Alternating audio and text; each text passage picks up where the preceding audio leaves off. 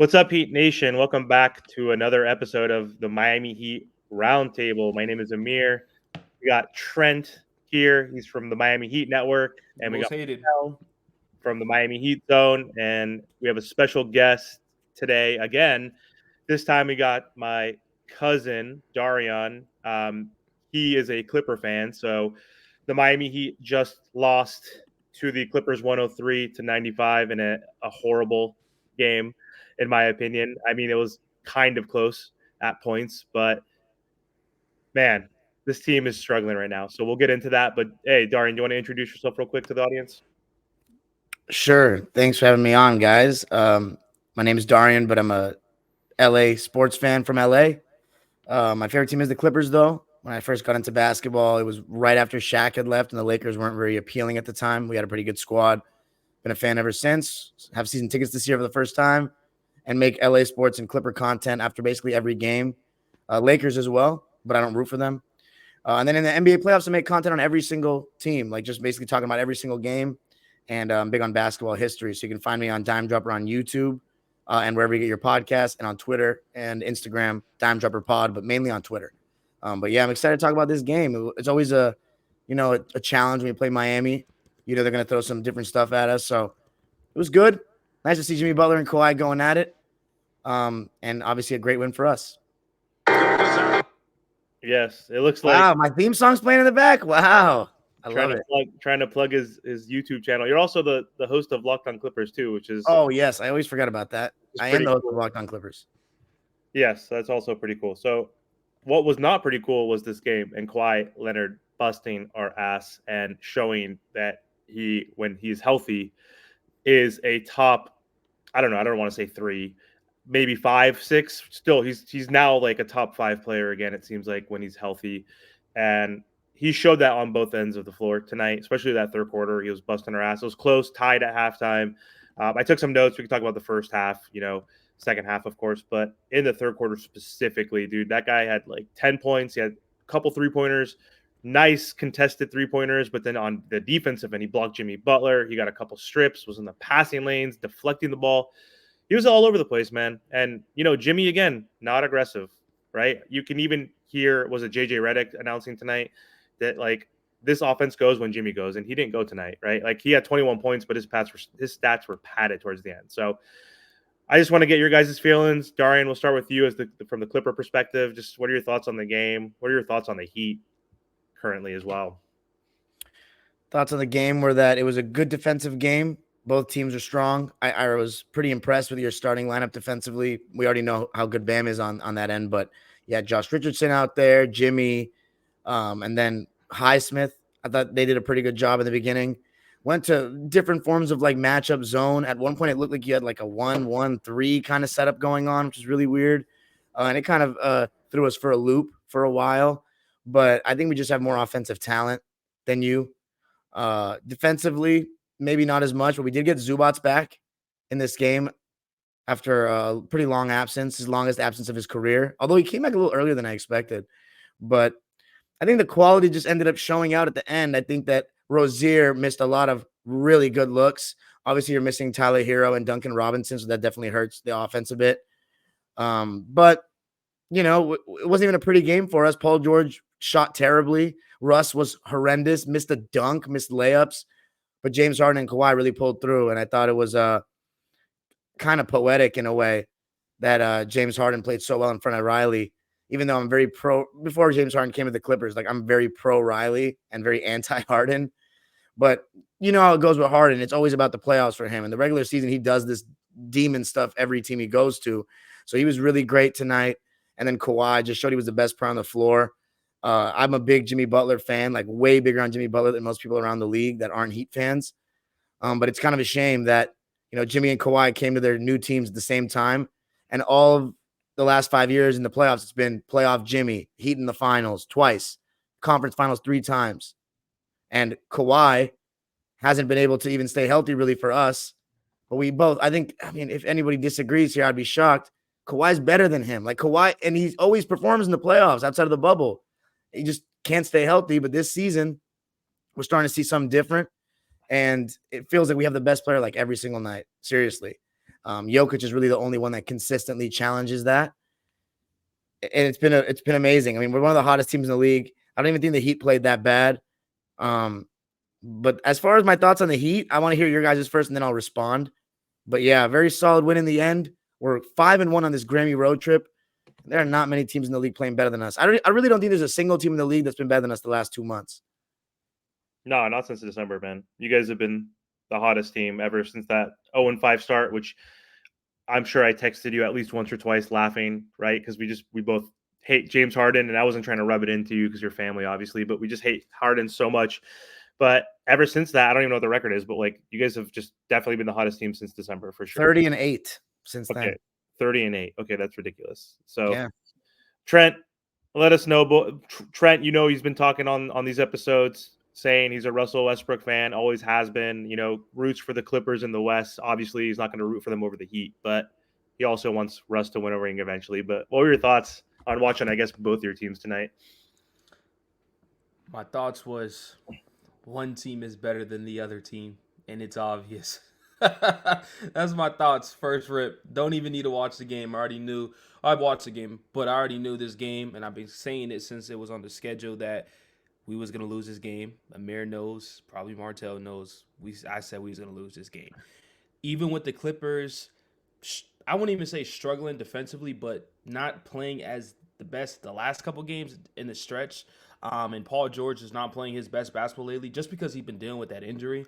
Obviously, PG's not the same at the moment, but I still knew the Clippers were going to find a way to win just because of offensive talent. And that's what I've been telling for the Miami Heat to do for a while now. We need offensive talent. Even with Tyler, if Tyler played today, I still don't think we win this game. I just really don't. But and it just comes with front offices once again, right? You see what the Clippers front office did? They traded for James Harden.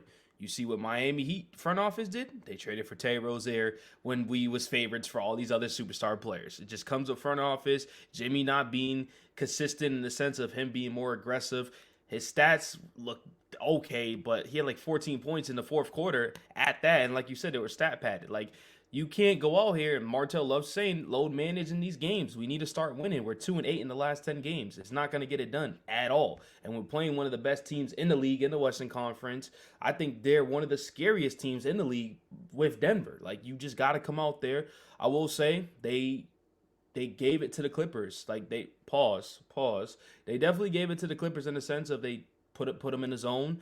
And then the Clippers started to try to figure it out. You know, they took Zubac in, and then they went offensively by putting Amir Coffey in or like a Norman Powell in just to put shooters around them and have James Harden facilitating.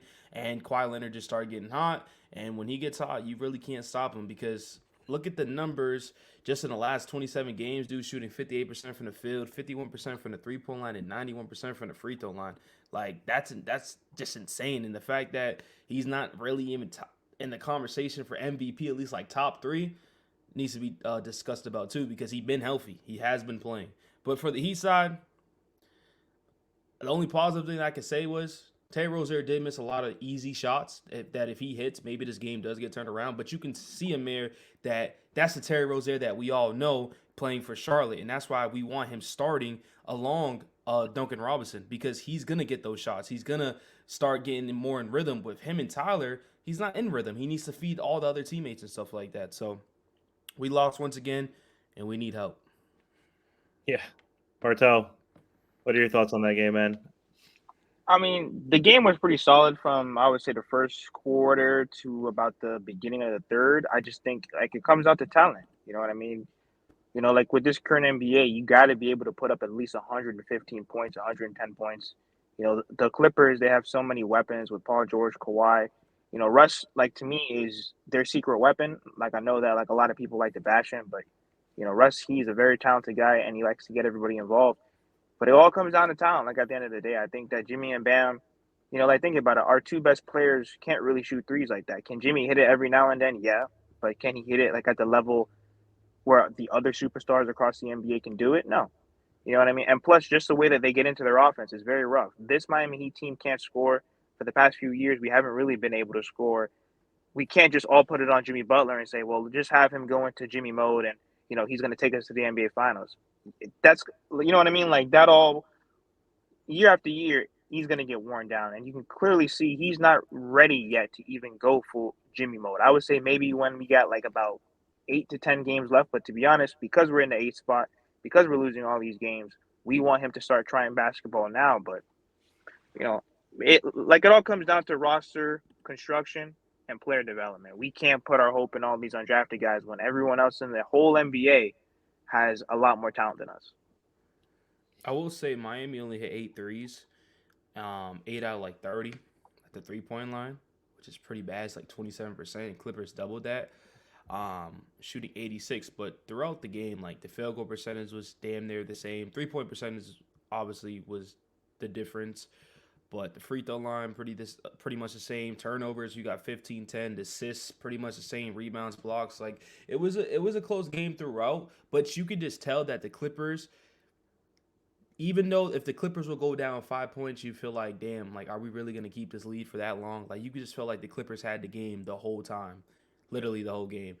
Even during halftime, like when it was a tie game, I'm like, are we sure we're gonna win this game? Like it can get flipped any second, and that's what happened. Yeah, we don't have enough of the offensive firepower. And I like noted in the fourth quarter, Norm had 14 points at like the 7-minute mark left in the quarter in the game. And he had 14 points, and no one on the Miami Heat had 14 points at all at that point. So Jimmy, I think Jay Rich, Caleb had 12, 11 points. And I was like, Norm Powell, who's sitting on the bench, is outscoring our team essentially, and he's like one of the X factors always. And not only did we allow him to get in that corner and shoot 3, or he shot more than 3, he made 3. He shot 5 wide open shots in the corner. He made 3 of them uncontested, like not even like a player within like 5 feet, which is just unacceptable in terms of rotations. That's horrible. And his corner spot is his money spot.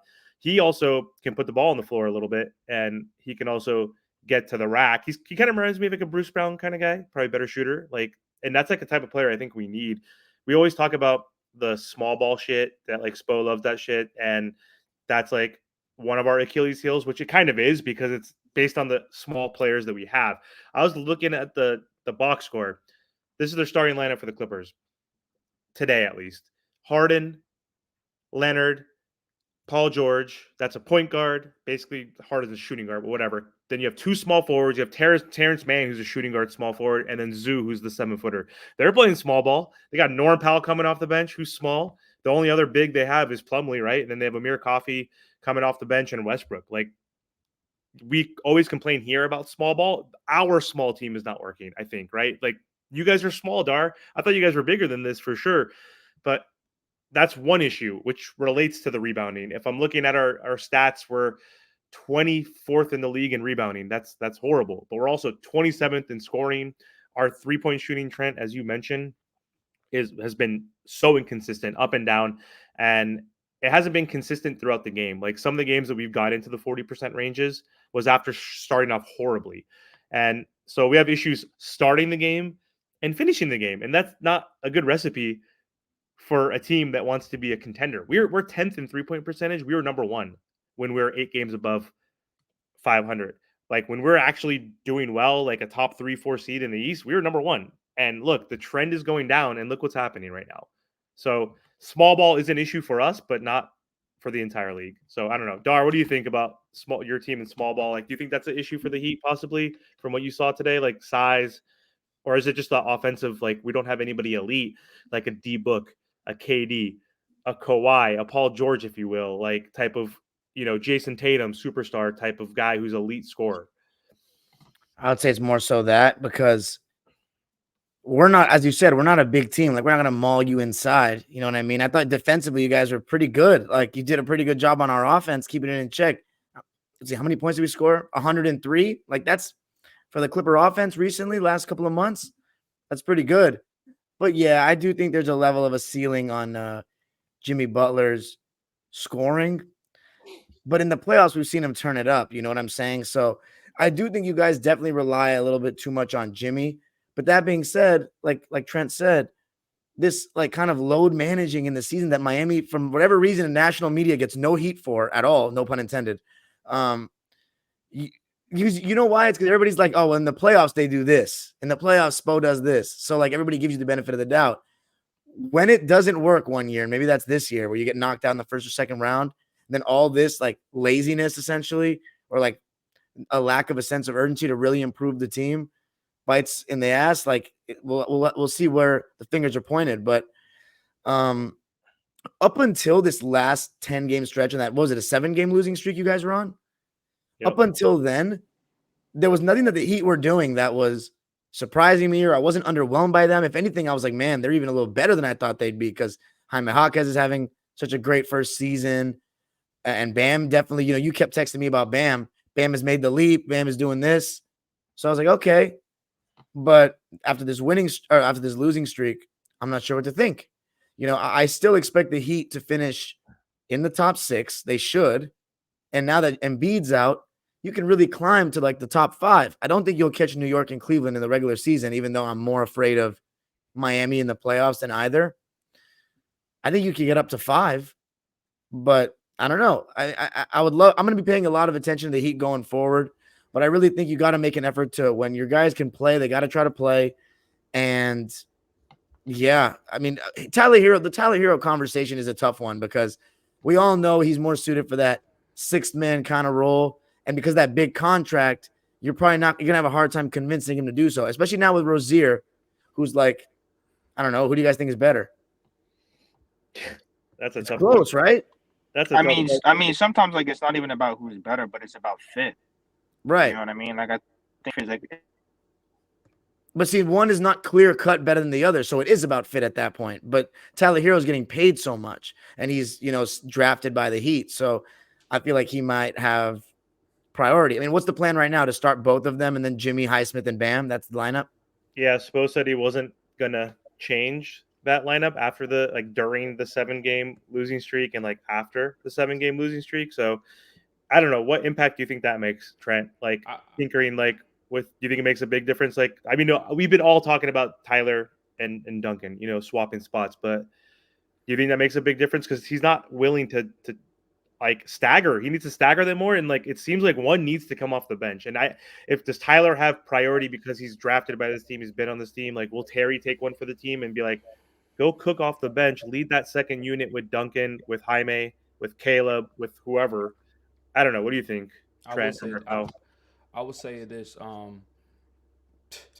This win would have went crazy just because of the fact that Tyler was out last minute, and if how Terry was playing, if he just hit 2 of those threes, it would have been a different story. Like, just think about it. Like, it is what it is. We lost. I know that. But if he hits 2 of those threes, Tyler loses. I mean, Tyler's not playing, and we come out with one of the biggest W's against one of the hottest teams. Like, this whole thing would have been like flipped. Like, we need to put Tyler to the bench.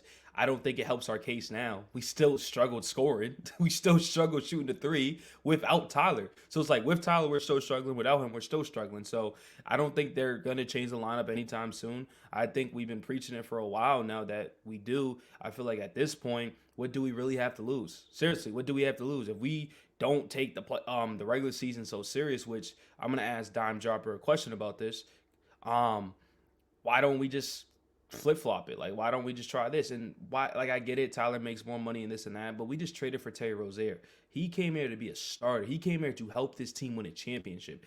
Like, and if he comes off the bench, I guess it's fine, but it just needs to be Tyler. I mean, 93 and 49 speaks for itself. It's really just simple as that. But I want to ask a question to Dime Dropper in the sense of, you're a Clippers fan, and I've been watching the Clippers the last couple seasons, not my whole life, but ever since Russ got there. And one thing that I did notice was Ty Lue always kept bringing up, we need to start taking the regular season more serious.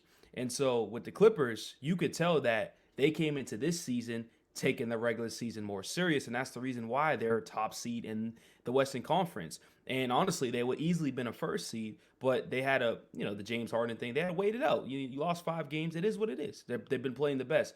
But for the Miami Heat, this is my question to you is, do you think the Miami Heat should start taking a route like how the Clippers did, in the sense of like taking the regular season serious and then heading into the playoffs? Because that's how you get chemistry, right? That's chemistry. And 2, better seeding, home court advantage. There's plenty of positives heading into that. You don't want to go into the playoffs with just being the 7th seed and like, okay, let's just be the underdog every single time. No, we don't want to do that. So do you think the Miami Heat should start taking the regular season more serious and possibly be a top 3 seed, which they easily could? No doubt, man. All the things you were saying, it's very relevant. Like I've always said this on my shows that there's only 2 teams that have finished below the 3 seed that have ever won a ring. 69 Celtics, 95 Rockets. And they were both defending champs. And had one of them had Bill Russell, the other one had Hakeem. So like, they've been there, done that. The teams that think that they can just finesse their way, like by whatever seed we get, but no one wants to see us in the playoffs, like that kind of arrogance. Like if you finish below the 3, it doesn't pay off. I know. Here's the argument. It'll be like, oh, well, the Heat made the championship as this seed and this and that. Are we doing participation trophies or are we talking about winning the championship? Because when the Heat won the championship in 06, they were a 2 seed. When they won the championship in 2012, they were a 2 seed. In 2013, they were a 1 seed. So the proof is in the pudding every single time. Now, the question is, do you have, 95 Rockets? Sorry to cut you off. This is why I love my cousin right here, because I was going to ask the panel this question. And yeah, the Houston Rockets were number 6.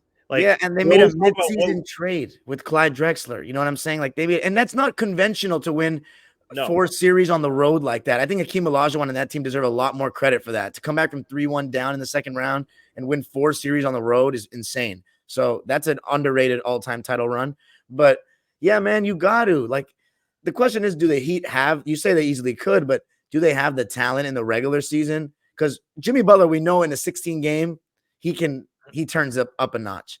And Eric Spoelstra can show off his coaching magic against a team when he can really game plan for them. But regular season, I think that's part of the reason we got James Harden, to have the talent. He's an all-time regular season guy. Like he's every year, every team he goes to, regular season, he'll increase your floor, like raise your floor. So, but the main reason, bro, is Kawhi and Paul have been healthy. Like I can't believe what's happening right now. They're really healthy after all these serious injuries. Now is the season, 5 years in, that they're getting the luck. And I'm keep knocking on wood because I kept saying it.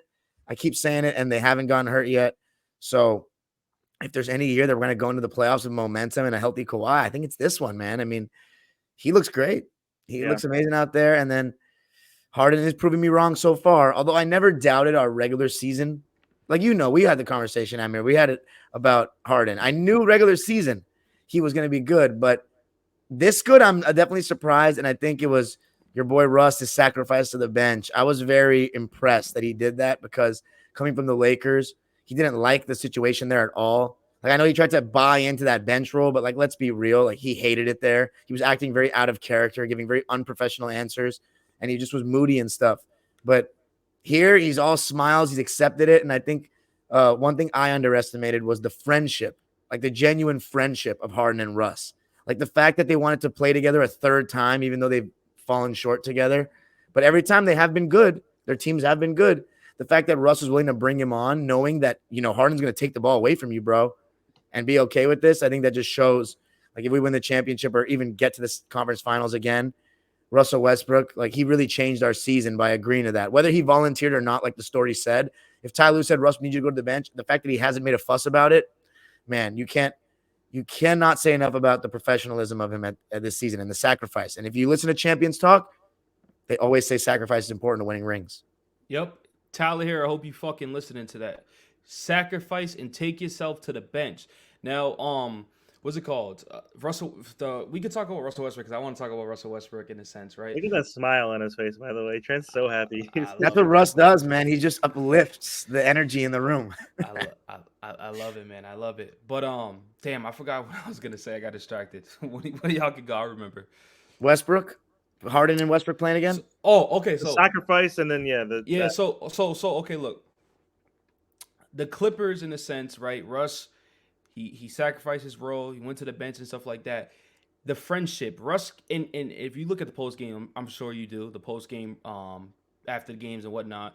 What Russ said, and I love this. I love this when he was on OKC and whatever the case may be, right? They have a good bond. They have a good friendship with all their teammates.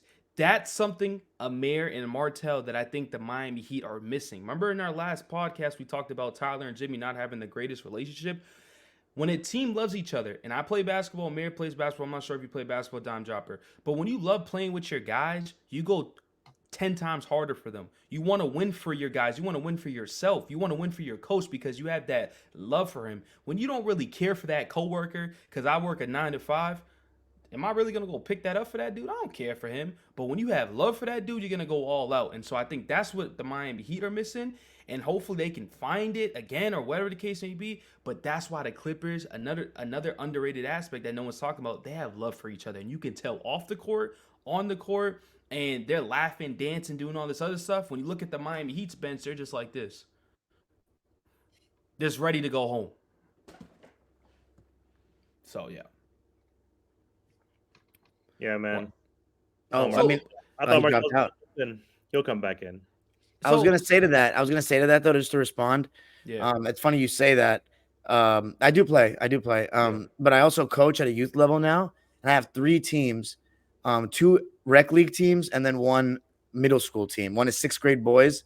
The 2 middle school teams, I got one that's 11 and 12-year-olds, and one 13, 14, 15. Of all these 3 teams, the 13, 14, 15-year-olds are like the best one, but the other teams, like they all really seem like they like each other, and I'm trying to build the culture with that older team, but they legitimately just feel like they're playing for themselves, like to impress their parents. They're not trying to win for each other, because I drafted a team of kids that I like all of them, but they're not like friends. They're not in a friend group or anything. They go to different schools, and they haven't really put it together where, like, man, everybody on this team for a rec league team can dribble the ball and shoot. And that's not normal for a rec league, because you always know in the YMCA or the rec, you always had that 1 or 2 kids that their parents made them play. And they're like, I don't want to pass to this kid.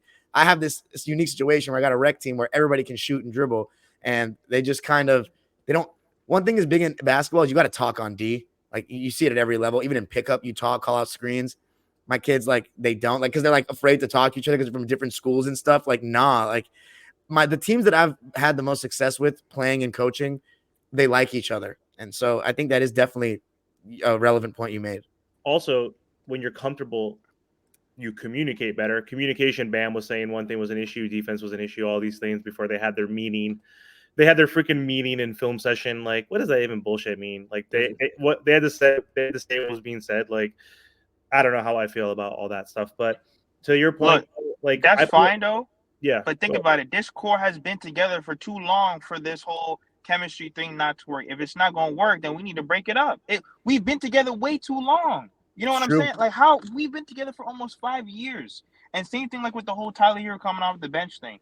If Spo can't get it to work, or if he doesn't want to come off the bench, then you tell him to come off the bench. That's simple. We shouldn't have to listen. If Manu Ginobili can come off the bench, then Tyler Hero can. But to be honest, we need to make it work, because we didn't give Tyler Hero $100 million to come off the bench. We gave him $100 million for him to actually play, be efficient. He thinks he's Devin Booker, but he's not.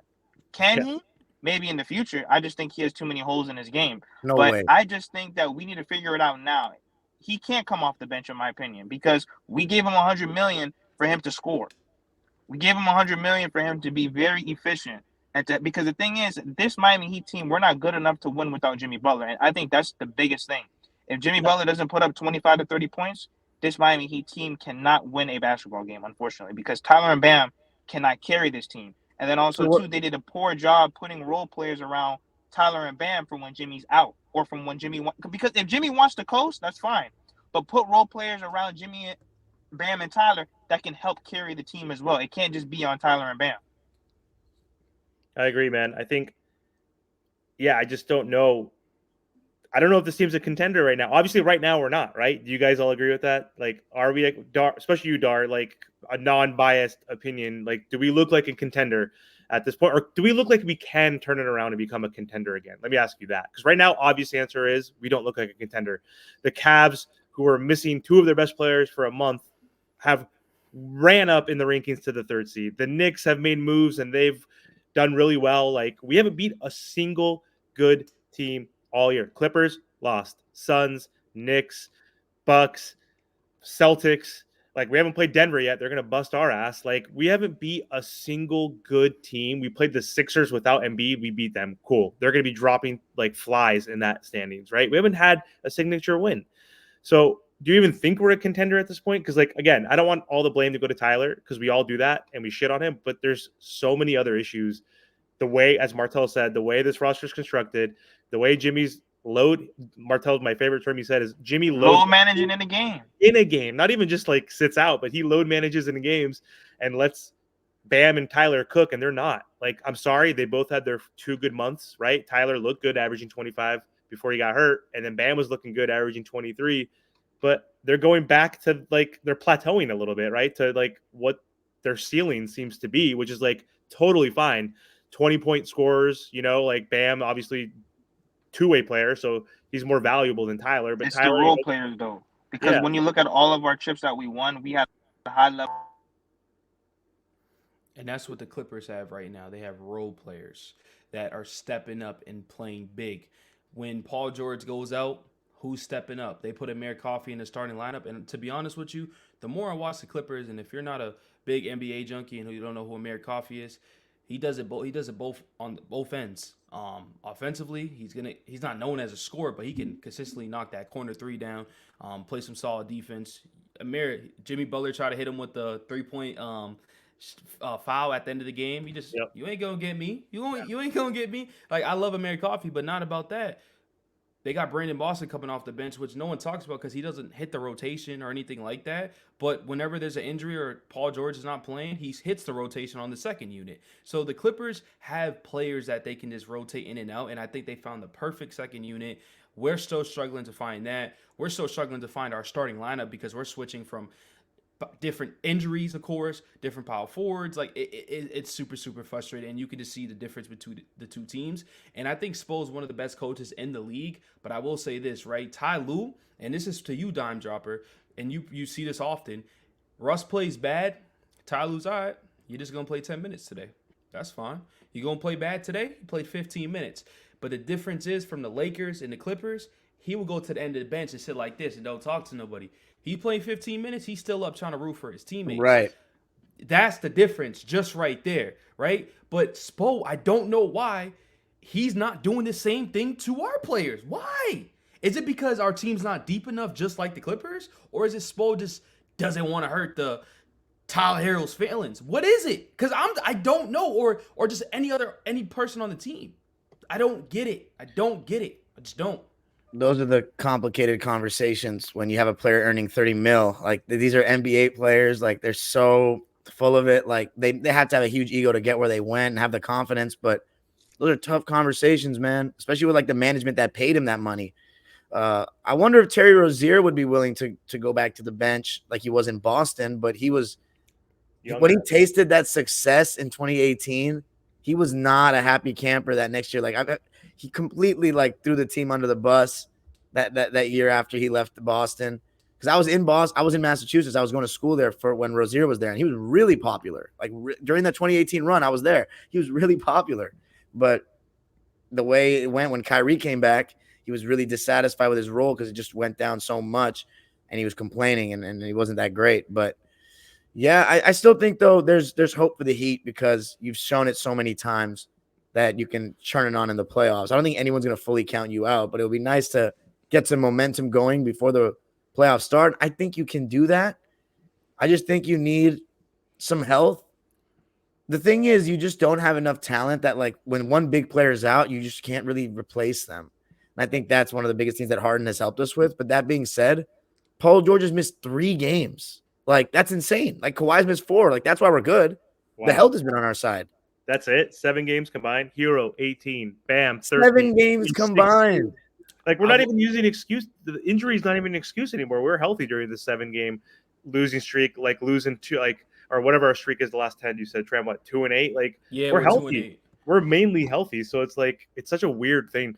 Even when one player will go out, like when Jimmy was out, we went 5-2, like in a 7-game stretch without him. Like when Tyler was out for 18 games, we had a positive record, right? Like it's kind of weird. In the playoffs, we can't sustain that. To your point, in the regular season, I think we are deep enough, but they don't like each other. Something's going on right now. We're shooting poorly. We're like in a funk, and that's detrimental right now to the regular season. Which I'm glad we brought this shit up because I was going to bring this up. We talked about it earlier about how we need to take the regular season series because not only is it important for seeding and obviously home court and shit, but it is a barometer of like how you can compete. Like obviously, and I love that you guys brought up the Houston Rockets because I was going to say, like, no teams that are the 7th, 8th seed win championships for a reason. They're not good enough. Like we're not in the same level as the Celtics or the Bucks even right now. Like I'm not scared of them necessarily going against them in the playoffs, but come on, realistically, can this team beat them? And let me ask you this, Dime, because do you think our big three, if they're healthy, is good enough? Even if we add another piece, like I don't know who we can add. I think we do need to make a trade. We all agree upon that. Like I don't know who we can get. A Kyle Kuzma, if you will, a Tyus Jones. I don't even know. Like, it's not going to be like a superstar, right? So, like, will a move like that be good enough with this big three, do you think, for us to actually win? I'm happy we've made it to the finals, but we haven't won shit in 10 years since we had LeBron James and D Wade. So, and I'm tired of just getting that far without winning. I'm a Niner fan too, man. I've been tasting that Super Bowl opportunity for so goddamn long. That's even worse. That's a 30-year drought. But you've won. You didn't see them win though with Steve Young and them. 30 years ago. Okay, sorry, you're a Clipper fan. 30? Really? You didn't win in the 90s? Yeah, 94 is 30 years ago. That's the last time the Niners won a Super Bowl, bro. So I'm saying they're similar to the Heat where they've made it to the Super Bowl in 12, 14, 19, and we just keep losing. This is like the Heat team. I'm not satisfied. I can't believe it was 94. I thought it was the late 90s they got one. No. Wow.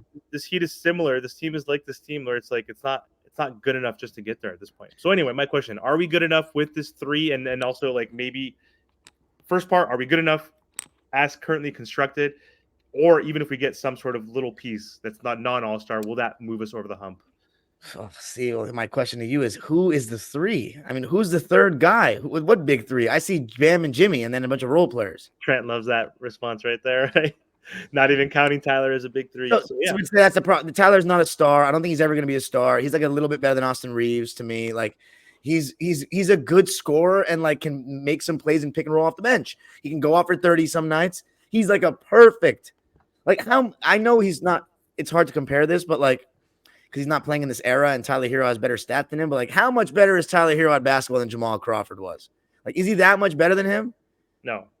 I mean, Lou Williams won 6th Man of the Year twice for us, and he led our team to the playoffs in 2019. Tyler Hero is not even better than him. Martell mentioned if Manu can come off the bench, Tyler Hero can come off the bench. Manu Ginobili was a legit star. He was just in a stacked conference, and Popovich killed his stats, and he admitted it. And he was also injured a lot. But he was clearly, when you watched him play, he was almost always a positive. You know, it was never complaints, oh, Manu's shooting too much, like he's holding the ball too long. Like, not really. So my thing is, no, you're not.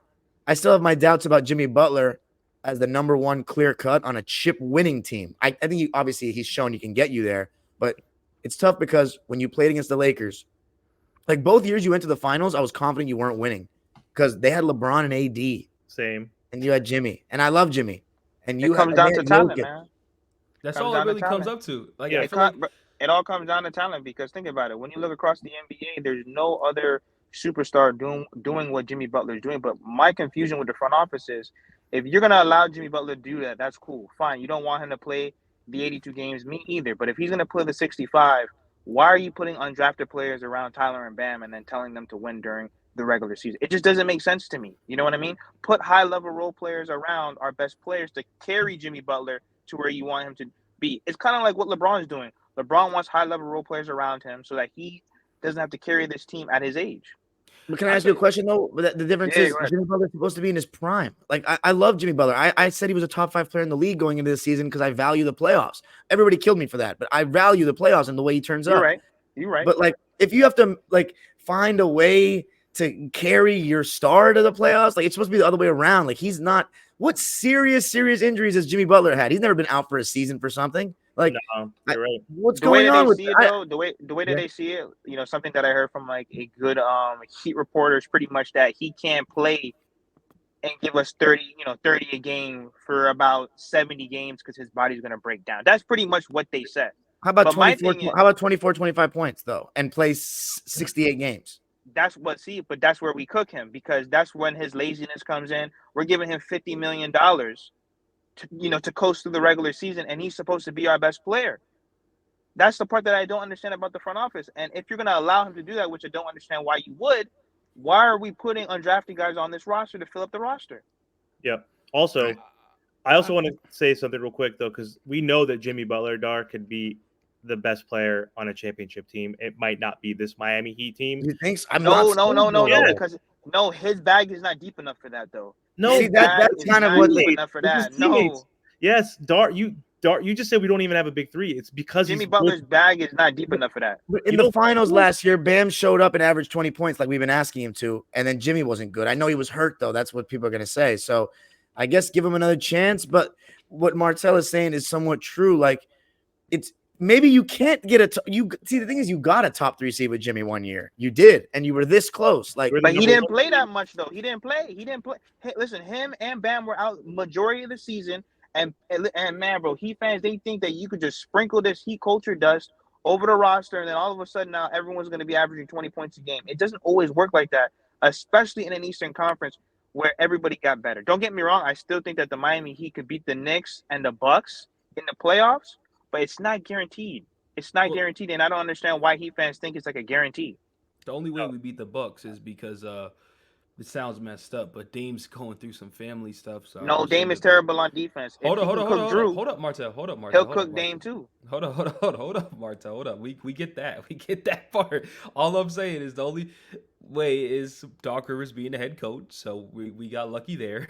And Dame's defense, obviously, but also he's going through some stuff, and he hasn't been playing his best basketball. That's the two. But enough of this Miami Heat stuff talk. I need to talk to Clippers fan real quick. Dime dropper real quick, right?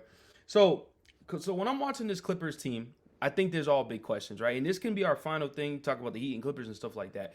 Our main goal as Heat fans, we want to win a championship. And is your main goal, especially with the new stadium coming up and stuff like that, especially with, we're talking about big 3, big 2, whatever. The Clippers haven't done shit. They haven't done shit with Paul George and Kawhi Leonard ever since they got him, right? Miami, on the other hand, we're going, but we're not winning, right? So with this Clippers team, there's always going to be questions, and you said it before. James Harden, which I don't like, which I don't know why, but okay. And then Russell Westbrook. Those are my 2 questions heading into the playoffs, right? The reason why I say Russell Westbrook, and this is a question and kind of a statement at the same time, but I want your opinion. Russell Westbrook in spurts can look very, very good. But then in spurts, he can look like he did today. Those in playoff games can kill momentum and really bring you down in 6 points heading into the fourth quarter, right? And then with James Harden, which we've seen this season, so like this season has been playing definitely good for us, or not us, but for the Clippers and stuff like that. But there's games where he's going 1 for 10. He's scoring 2 points with 7 assists, but his plus minus is horrible and he's just not playing that good. And Kawhi Leonard and Paul George are stepping up. Are you confident in your roster? Or are you still questioning that? What you have seen so far in this season, because those 2 players can really turn a lot of stuff around. And if Paul George is not healthy, which I don't think he's healthy, I think the last time that we seen Paul George really, really healthy was against the OKC game where he took over. He took over that OKC game. I believe he had like 38 points. Yeah, a couple weeks ago. Yeah, after that, that injury has been kicking. He has been playing. That's the difference. He has been playing, just hasn't been the same. And you could tell his shot's a little bit off. He's a little rusty. But do you have confidence in Russ and Harden heading into this postseason, and even Paul George, because I'm a Russ fan. OKC days, you know how bad that was? PG against Utah? PG against Utah? So, like, what's your confidence level, even though the Clippers are playing their best basketball in a while? Very low. Very low because of all the things you just said. Paul George, I'm a little bit higher on in the playoffs because 2021, we had our best finish ever. Like, he made history. He broke that second round curse. It felt like we would never make it out of the second round, like legit. And he went off without Kawhi against Utah. And it kind of conquered those 2018 Utah Demons. I thought that was pretty special that he was able to do that. Westbrook, I was really skeptical on him going into the playoffs last year, but he was big time. Like, when he plays against KD, he takes it to a whole nother level. And I think the stuff you said earlier about Ty Lue knowing when to go away from Russ and Russ being okay with it, that's why I was starting to be okay with Russ, because you are right. He has these costly errors and decisions in big moments that, you know, it might look like just one turnover on the stat sheet, but it was a colossal turnover that completely changes momentum, whatever. So that kind of stuff, I think, was going to be limited by Ty Lue knowing when to go away from him, and that, like, you're not guaranteed to close every game anymore. Harden, He see, can't choke. in the first round, I'm not scared at all. Harden in the first round is fine. But ever since he left Houston, second round and further, he's going up against better defenses, teams that have more switch everything personnel, like you guys in 2022. He's not the quickest like he used to be. So he's not fully getting by everybody anymore. And when that step back three is not falling and refs aren't giving him calls and his defense gets lower, then he's like, he kills, like he's going to really hurt, because then he's just going to take the ball away from other guys and just, you know, when it's humming with James Harden and he's creating good looks for everybody and all that, he looks like an offensive machine. But no, that's the reason why I was very skeptical on Harden. It's not like I didn't think he'd make us better in the regular season, but I've said many times before he came to the Clippers, I just don't think Harden's ever going to win a championship, like ever. I just don't think he's built for it, which is exactly why the Heat didn't make a move for him, which might have been a mistake if you look at it with the way he's looking now, because all the stuff you guys are talking about, a guy that can carry when Jimmy's out, this is James Harden. Like, this is what you could have guaranteed 40 wins minimum, bare minimum, just by having him on the team. I still think he's capable of that. I really do. But yeah, I have no confidence. But I will say this. There is one thing that makes me more confident that we can win. Kawhi. He's the only reason we got a chance, because he's been there, done that, and you know his game translates. Like, besides the bubble, he always improves in the playoffs every year. So, no, I'm not confident, bro, at all. We could talk about the Heat if Amir. This is for questions for me and us three right here for the Heat fans. But Go for it. you know who I've been noticing, who I feel like, I don't know if you trust him, but Norman Powell. I feel like he steps up all the time. Like, he has his moments where, you know, he's not hitting his shot, but he's consistent. He's a consistent bucket every single time. Do not leave him in the corner for three, because it's going in every single time.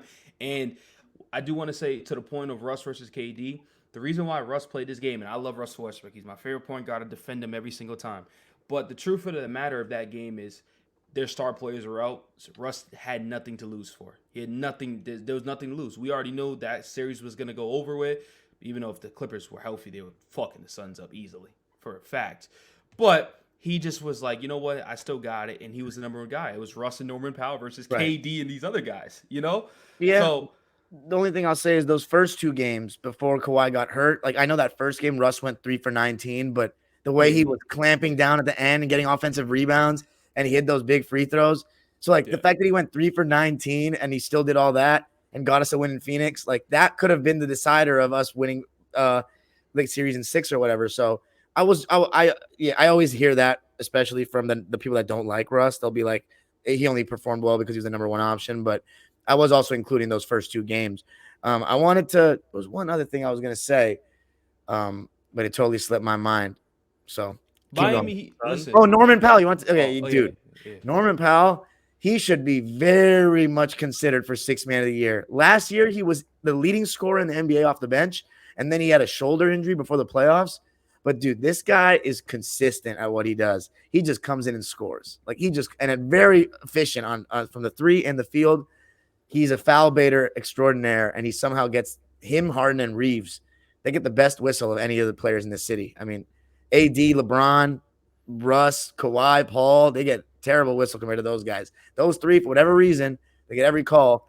Norm gets a lot of calls, and he's the perfect sixth man. And I'm very happy he's embraced that, because he should be looked at for Sixth Man of the Year, seriously. But here's the thing about the Clippers. We have two guys you can look at for Sixth Man of the Year, which is very unique. Russ. So, yeah. So, Amir, I have a question, right? And Martel, too. So, and this is kind of, and it goes back to the sense of this, we can wrap it up here. This always goes back to roster construction, right? And I know the Clippers a lot. So, dime drop, I'm pretty sure you know. Remember the time where Kobe Brown was in the rotation and PJ Tucker was in the rotation, right? Ty Lue noticed, and this is going to go back into Spo real quick, but Ty Lue noticed, this rotation's not cutting it. PJ Tucker's too old. We're not going to play him no more. Kobe Brown isn't ready yet. So you know what they did? Mayor Coffey, he stepped up when Paul George was out, and then they put him in the rotation. It has been different since.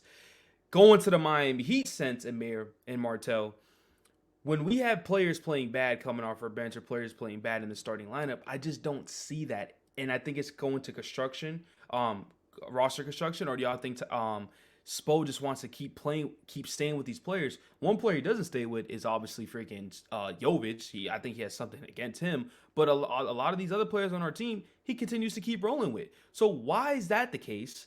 And I know we're just comparing coaches and stuff like that, but these are the top two coaches. Like let's be fair. Ty Lue's a good coach. Spo's one of the best coaches. So is it construction wise, or just Spo just like keep giving them opportunities, or the team just isn't good enough? Like, what do y'all think it is? Because I watch the Clippers, I watch Miami, and I'm like, you can just see the difference. Yeah. Kobe wasn't fitting. Get him out. Bring Coffee in. There's players on this team that shouldn't be playing or getting more minutes or getting less minutes, and they're still getting. It just doesn't make sense to me. Yeah, well, one, we were one of the most, not to use an excuse right now because the team just is sucking balls right now. So, Yeah. but for the beginning of the season and last year specifically, we were the third most injured team in basketball, right? So that was difficult.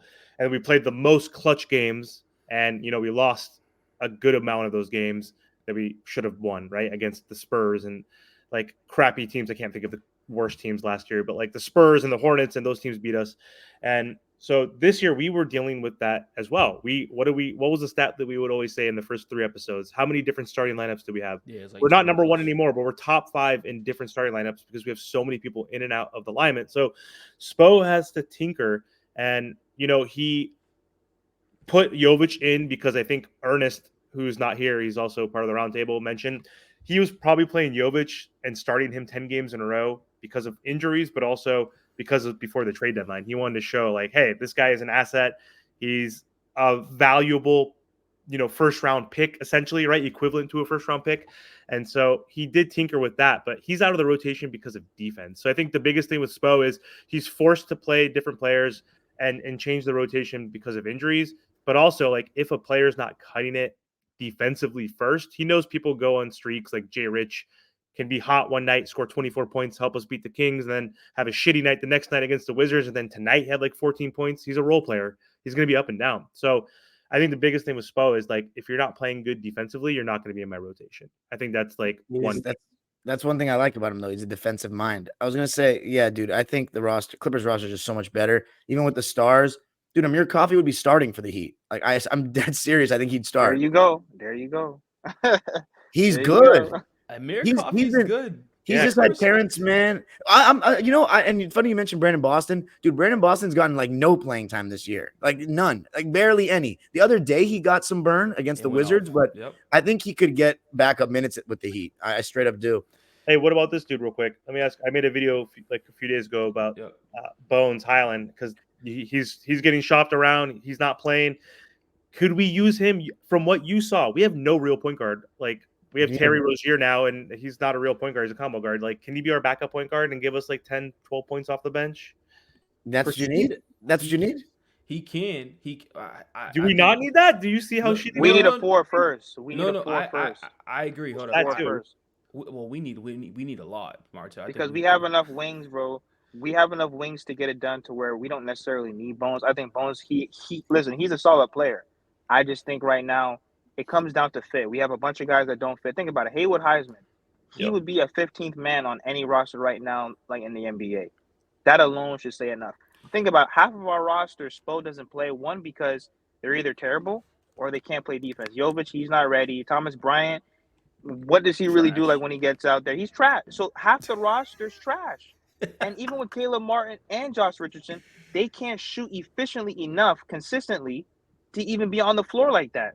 So outside of Jimmy, Bam, Tyler, and then to put all that pressure on Jaime Jaquez Jr., like, that's not realistic. Half of the roster is not even playable. Think about that. More than half of the roster is not playable. Amir, I have something for you because about the Bones Highland situation. So Bones, man, let's put some respect on Bones Highland real quick. All right, that's a dog right there. He easily can give you 50 a night if he wanted to. He'll give up 50, but he'll give you 50. 50? Okay? 50? I think he said 15 at first. No. 50. He's a hooper. Like, if you watch Bones play, he's a hooper. He just can't crack a rotation. If you notice, he's been on the best teams, Denver and Clippers. There's a reason why he keeps cracking out the rotation, because he can't play defense, and when his game is not on, what are you doing on the court? It's useless. But for the Miami Heat says, We need that. I know we don't play defense, but we need scoring. We suck at off. We all know we can't score. Bones will come in the game and give you 10 points in 5 minutes. I swear he will. No, He will. Yeah, but if your best honestly, players are terrible, then how? You know what I mean? Like if your best players can't score, Bones can do all that dribbling and shooting. But if your best players struggle to score, if Tyler Hero's 5 for 15, if Bam, can't hit a mid-range shot, Jimmy Butler doesn't care sometimes. We go as far as Jimmy Butler goes. yeah, Yeah, I mean, you're I right think about that. we all know that. We Though, go and as far Bones, as Jimmy Butler. Trust me, man. yeah, we Jimmy all know Butler's that. better than Jason Tatum still. is he? He's Yeah, not this making is his case. He's yeah, not it's helping his case playoff this year. playoff Jimmy. Well, if Tatum wins a champion, I know he's way younger, so I never give him. You always give me shit for not giving him credit for like what he's done at this age, and he still has a lot of opportunity, and he's in his ultimate prime. Jimmy's in the twilight of his prime, but I don't trust that fool. That guy Yeah, that I guy don't is not trust. as clutch in the playoffs yet.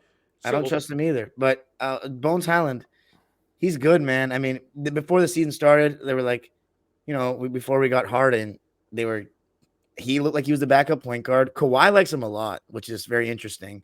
Bones was definitely stepping up on defense, man. He has really good hands and he has long arms. So like he has some potential defensively. He's just very skinny. But he looked like he was improving on that end. Like he would have been passable. Like not much worse than some of the guys you play personally. But No, but you're right. I'm No, serious. but he's right. But- He's right and because he's he's a a high very level role player that we pathetic. need. It's pathetic. He's a high level role player. He's a really underrated passer. He just hasn't had an opportunity to really show it, but he is. He's a good player. I feel so sorry for him that this has happened. And when he's playing, man, he is a good energy guy to just have around. I mean, the fact that he's been very professional through all this when he's been taken out of the rotation with the Harden trade has been great. But he's starting to look like he's a little annoyed. Like he just wants to play. It's the second time, as you mentioned, that it's happened. So Yeah, I hope he gets something. If it's not here, I hope he gets an opportunity somewhere. I honestly don't want him getting traded. I want him on the Clippers because like To win. no. Listen, I just like Bones so much. I really do. I just like him as a person. Like I think he's just dope. Like when he comes into the game, it's like street ball. Like you play 1-on-1 at the LA Fitness. That's who he plays like. He's just one of those dudes. But anyways, I have one more question. I feel like this episode been super long, about to hit an hour. The Clippers, do they need to make any moves? Or are you keeping the same team? Don't need to make any moves, but if we can get one more four, like it's just a big forward because we lost Rocco and Nicholas Batum, that'd be great. Honestly, though, maybe not. Miami Heat. Do we need to make a move, Amir? Tell Yes. me, Amir. Well, because we're talking to Dime Dropper, and he's obviously the Clipper fan here, we trade you Haywood Highsmith for Bones Highland. You heard it here first. The contract. Both teams would accept. That's the crazy part. Both teams would accept. He's a power forward, even though he's 6'5", 210 pounds. Like that's our power forwards right there. Caleb Martin 6'5", Haywood Highwood 6'5". Like we have Kevin Love off the bench, who's technically backing up Bam right now. So yeah, we need size too, man. And Trent, we better make a goddamn move. And we're doing it. We're doing an episode on Thursday for sure. Yes. But we need a real move. Sorry, I'm just joking around Bones. I would still take him though. Amir, let's not do that trade. Let's not do that trade because then you're just gonna make the Clippers better defensively. Let's just not do that trade. You put Haywood Highsmith and Paul George and Kawhi Leonard on the court together. Let's not do that. Sounds great. Yeah, he locked up Paul George like a little bit today. You know, he made his shots difficult, and Yeah. I mean, Paul hit some open threes here and there, but like he was doing pretty good defensively on Paul George, and he looks way shorter. Like, because you forget Paul George is 6'10", right? Like, and he doesn't look like a big ass dude, but like next to Haywood, dude, I'm like, I thought Haywood was Terry Rozier guarding Paul George, and I'm like, damn, Terry got some fucking good hand in his face, like contested. I'm like, oh shit, that's Haywood. Never mind. Like Paul George is huge, so. Yep. I don't know. Trent, who do you think? Last minute here. What do you think we're gonna do? We got how many days left? 3 days? Well, 4 days? Today's yeah. Well, it's gonna be Monday soon, so 3 days. a couple days. I think Miami stands still, unfortunately. But I will say, did y'all see when James Harden? This is kind of going to the trade stuff. Did y'all see James Harden hit the 3-point play in Jimmy Butler's face, and then the next possession hit the 3-point player in Terry Rozier, and then they got the 4-point play, and then they turned the camera straight to Pat Riley, and he's just like, Fuck. Like he's just like fuck. But Pat Riley, Mickey, show me son. You already showed us like you can't be confident enough of you being there every single game and telling me, oh, this offense is fine enough to us win a championship. Because it's not. No. We're talking about Bones Highland to give us some offense. Like, let's be for real. I love you, Bones, but come on. Yeah, but also let's end this with a fuck James Harden, because here's some two Rileyisms we can end this shit with. Rebounds win you rings. We always know that. We need help with that. No, But also, yeah. he also says playoffs will tell, and James Harden doesn't tell you shit in the playoffs. All he does is choke like B Rabbit in 8 Mile. He's the biggest choke artist. He goes to the strip club. He doesn't show up in the second round, to Darian's point. He shoots fucking 20% in games, field goal percentage. Just no shows. The most single digit games for a superstar like in NBA history. I'm not making that up right now. I am making that up partially, but like no other superstar has had more single digit games or shooting under 30% than I think James Harden. I don't know. I'm not trying to be facetious right now, Dime, or bullshitting. That's the issue. So fuck James Harden, and we're done. Thank you so much for joining. The Miami Heat better beat the Magic and the Spurs, otherwise it's over. I love you, Russell Westbrook. I love you. Keep smiling. Keep being great. How do you feel about Tyler? 25,000 points at that. Put some respect on his name. What about Tyler? Tyler? Yeah. I love Who? you.